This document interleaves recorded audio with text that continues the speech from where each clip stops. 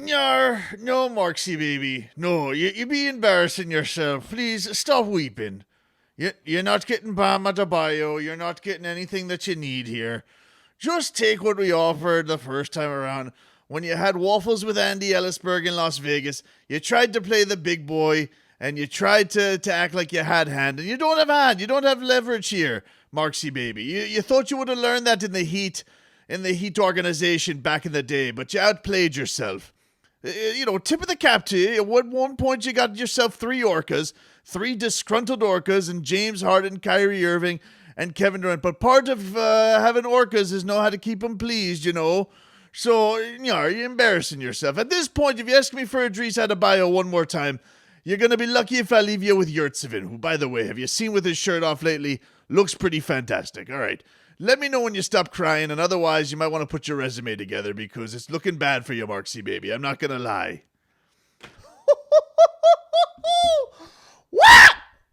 Listen, business, I don't know if it's picked up, but we got more clarity on business. That's where we're at right now. Let me take this hat off so I can, get to it.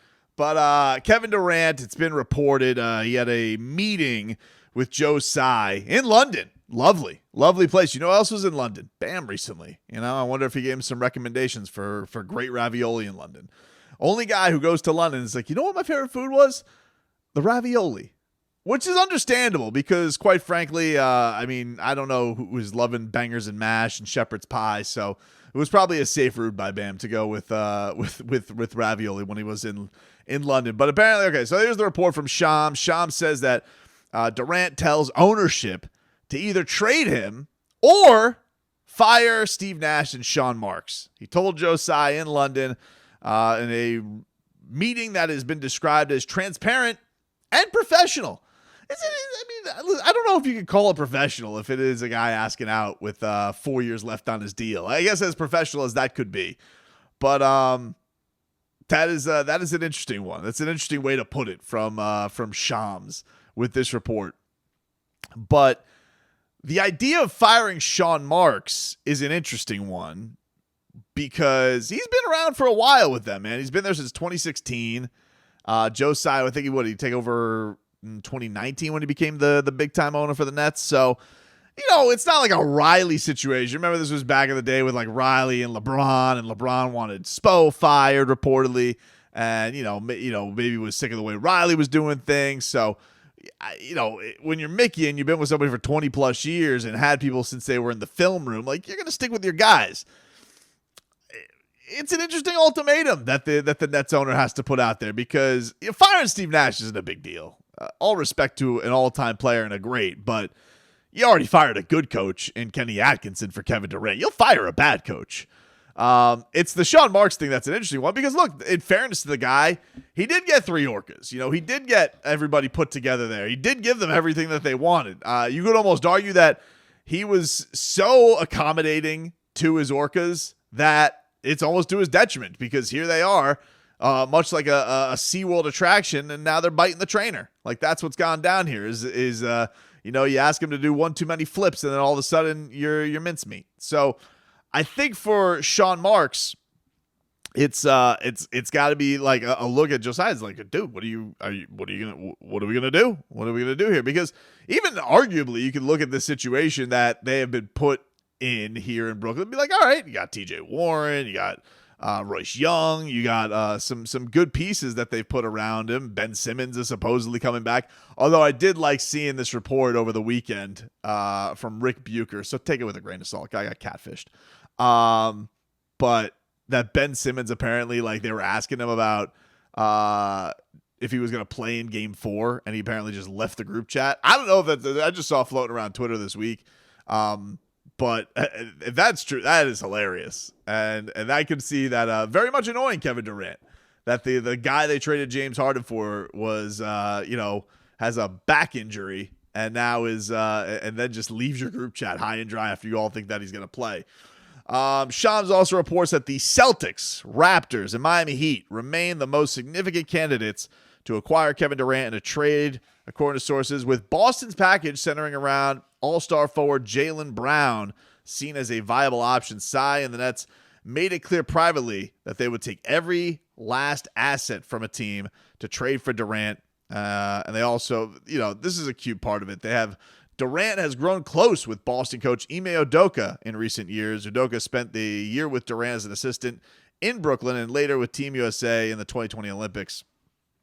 So there you go. That's a little sprinkle on it to try and entice, I'm guessing the Boston media, because when the whole Jaylen Brown thing came out, I think a lot of people looked at it and was like, well, that's probably to entice the Miami Heat. And the Miami Heat, like, hey, you're going to have to put a package together with Bam Adebayo. Because look, in fairness, Jaylen Brown has been the best player that we have reportedly known has been offered for Kevin Durant. Bam hasn't been. All the talk of, has he not? No, they haven't offered him. They haven't offered Bam Adebayo for Kevin Durant.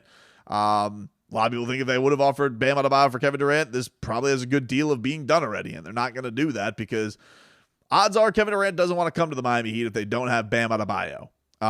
So this whole strong game that Joe Tsai is playing about, I'm going to take every last asset. Yeah.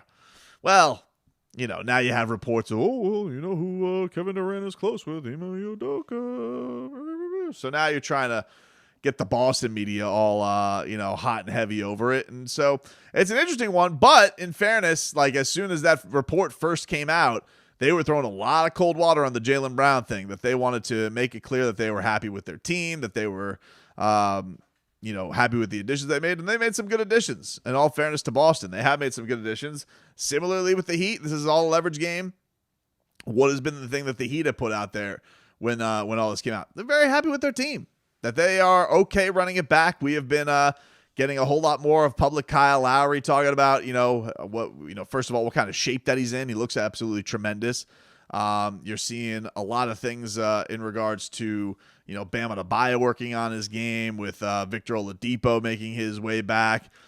There's still a pretty big hole noticeable of the next big that's next to Bam.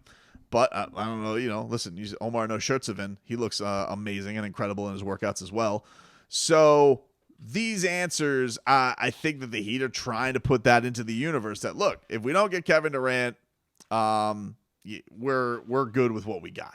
We feel good that based on health, and that health really, I think, surrounding Kyle Lowry and Tyler Hero, that they'd feel good with their chances. People may disagree with that. People may say this team ain't good enough. You guys got some breaks. He didn't really get any breaks last year. I mean, they went into the NBA playoffs. They were the 1 seed. Probably the best break that they got was Joel Embiid's face. His face was dealing with stuff like, the Heat also had Kyle Lowry not basically playing basketball the entire time, and definitely not a fully functional Kyle Lowry playing basketball all the time. Everybody likes to kind of ignore that because I get it. Kyle Lowry is not up to the status of Joel Embiid, but having your starting point guard healthy would be kind of a nice thing. So as much as this energy is out there that like Joe Tsai is trying to say, hey, it's good, we're going to take every asset that you got. It's like, you'll take every asset that I guess you can get. I'm sure the Heat would try and find as many picks as they could get, and certainly after you see what Rudy Gobert went for, I would imagine you want a ton of picks, especially in the position that you're in. But this idea that you're going to get 2 All-Stars or an All-Star or anybody of that caliber for Kevin Durant, when everybody kind of knows the position you're in, they know his age, they know that his injury past is not fantastic. This idea that you're going to get this historic haul for a historic play, I don't buy it. I don't think that it's going to be the case. And to see now that the pressure is, okay, well, the other option is to fire your coach and fire your GM. That's an interesting one. I think the Nash thing is hilarious because that is legitimately Kevin Durant's like handpicked guy. So the fact that these rats off a ship on Steve Nash, we've heard more like Kyrie, even Ballsack sports reports aside, we've heard some more like Kyrie and Steve Nash friction than we have Durant Steve Nash friction. But listen, the dude's a prickly guy, right? Like it's. He's happy with one thing at one point, and then all of a sudden he flips it. He's rats off a ship on it. So I don't know if this gets us any closer to anything other than it reiterates that meeting did not go into a place where Kevin Durant has recommitted himself to the Nets until they can find a better deal. He's now put it to, hey, the guy who's going to trade me, he either trades me or you fire him along with the coach. And I would imagine that guy is the pressure on that guy is, well, I want to find a trade for Kevin Durant. The thing that's tough though is you don't want to be the GM who loses James. As much as a feather in a cap is to get James Harden, Kyrie Irving, and Kevin Durant, you also don't want to be the guy that lost James Harden, Kyrie Irving, and Kevin Durant, because that's almost a fireable offense in itself. So I don't know. There really hasn't been any heat noise out there in regards to this from a movement on deal standpoint. They've stayed pretty quiet. They've put out there on the edge. They are happy with their team. They are okay with running it back. And, listen, maybe Riley has done enough running it back this offseason. I run it back with my wife every week. Who knows? It's tough to know. I think we're not going to know there's a finality to this until we get anything on the Tyler Hero front. And we haven't really heard much from Tyler, for as much as I've seen more Kyle Lowry working out in the offseason on social media than I have Tyler Hero. And I'm not saying Tyler Hero hasn't worked out, but he has kind of kept a pretty low profile outside of like some cryptic stuff on Twitter, taking shots at hoops hype lists. He's stayed relatively in the lab. There was a photo of him over the weekend on Twitter, and we'll say Tyler Hero is looking he is looking beefy. He is looking like he has put on some muscle. He looked like he has gotten a little bit stronger, so he has stayed true to that. Been like no noise on his extension at all. So I wonder how. I think that's going to be the real, red flare that like we're not trading for Kevin Durant this offseason. Maybe something will happen in season, but certainly nothing is happening and nothing is imminent. As far as this deal is concerned, if anything, I just feel like it puts more pressure on the Nets. Definitely are trying to put some vibes out there that, Durant is into Ime Udoka as like, all right, cute. He's into Ime Udoka as like, all right, good. Well, are they going to make the deal or no? Because they've already seemed like they've already gone very, very fast in the direction of, well, we're not dealing Jaylen Brown. And if they're not dealing Jaylen Brown, then who are they dealing for? They're dealing Marcus Smart.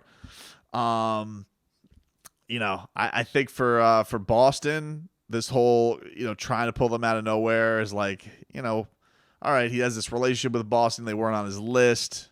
Again, it seems like a thing where it's like you put that out there to see where were the places that were on his list. Phoenix, Miami. Phoenix is out of it, right? How can we get more leverage out of Miami? And you're like, well, it wasn't on their list, but he really loves him some Ime Udoka. All right, well, he also likes Steve Nash. And how did that work out for Steve Nash, huh? Not great, Bob. So I take nothing from that. He has a relationship with Ime Udoka. Great.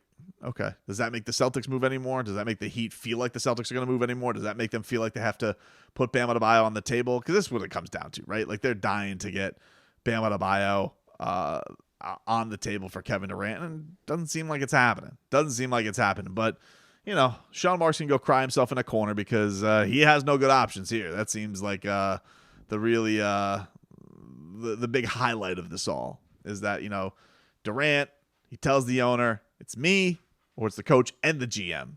So either the guy who's in charge of trading me trades me, or you got to fire him. If I'm a GM, I'm thinking, what my choice is going to be? I'm going to trade him. And if the owner's like, well, get every asset you can, I feel like I would tell him kiss my assets because I just want the guy gone now to keep me from getting fired. Like, and if I was Sean Marks, I would lash out too, be like, dude, I got you everything you want. I got you Kyrie, and I got you James Harden, and I got you mother bleeping DeAndre Jordan. And at that point, you're just like, if I would just almost throw up my hands if I was Sean Marks. I'd be like, what do you want? What do you want from me? I want you to trade me to Miami, and I want Bam to still be on the Heat. Do it, Marksy baby, and then cry me a river.